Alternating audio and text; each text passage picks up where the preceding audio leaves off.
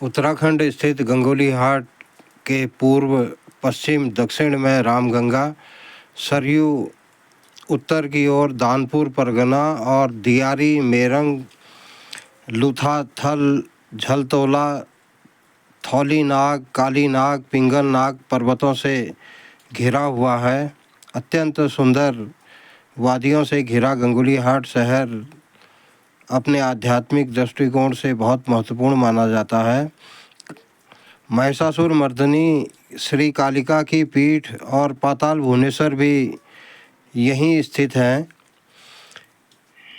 मुनि वशिष्ठ बताते हैं कि अयोध्या का राजा ऋतुपर्ण सूर्यवंशी शिकार खेलने उत्तर दिशा की ओर निकल पड़ा। अनेक पक्षियों, हिरणों के बाद एक सूअर का शिकार करने के लिए पीछे भागा। सूअर राजा के हत्थे न चढ़ सका और भूख प्यास से व्याकुल राजा पेड़ की छांव में बैठ गया। उसके निकट गुफा में क्षेत्रपाल को खड़े पहरा देते देखा। क्षेत्रपाल ने उसे गुफा में प्रवेश करने के लिए कहा। गुफा के भीतर उसे धर्म और नरसिंह मिले। तभी नाग कन्याओं ने राजा को पकड़कर शेषनाग के सामने ले गई।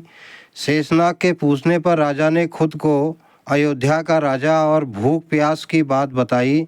तब शेषनाग ने गुफा में महादेव के रहने की बात बताई। भुवनेश्वर नाम की इस गुफा का अंत कपिल मुनि भी नहीं जानते। ब्रह्मा, विष्णु, महेश यहाँ भुवनेश्वर के नाम से निवास करते हैं। मैं तुम्हें दिव्य चक्षु देकर इंद्र, दैत्य, गंधर्व, नाग, नारद, अप्सराएं, नक्षत्र, आकाश, पृथ्वी, महादेव, पार्वती के दर्शन कर सकोगे।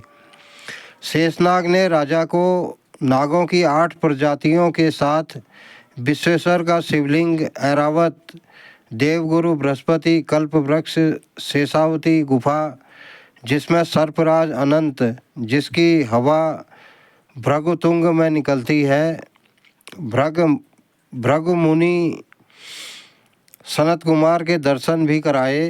पाताल की कंदराओं में ले जाकर स्वर्ग गणेश के मार्ग, सतीश्वर का शिवलिंग भी दिखाया।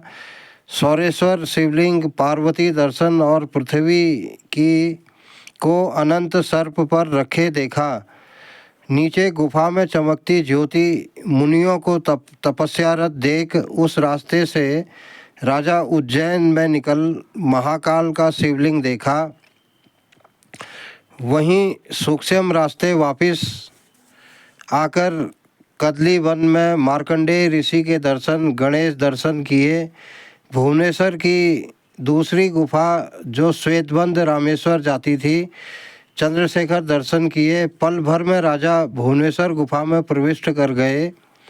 भुवनेश्वर की गुफा से गोदावरी में स्नान कर गंगा सागर में चंद्रशेखर शिवलिंग का पूजन राजा ने किया। शेषनाग ने राजा को मार्कंडेय ऋषि आश्रम, केदार के 5 शिवलिंग, बैजनाथ की सड़क भी दिखाई। सरयू तथा पूर्वी रामगंगा के बीच स्थित पाताल भुवनेश्वर मंदिर के लिए व्यास जी ने कहा, जैसी दुनिया ऊपर है वैसे ही नीचे पाताल में भी है। वशिष्ठ एवं अन्य मुनि भी नहीं कह सकते कि दुनिया का अंत कहाँ है। वे सिर्फ उतना जान सकते हैं जितना पाताल भुवनेश्वर जाने से ज्ञात हो सकता है। वहाँ महादेव रहते हैं। भुवनेश्वर की 3 गुफाओं सुमेरु, स्वधम नाम से जानी जाती हैं।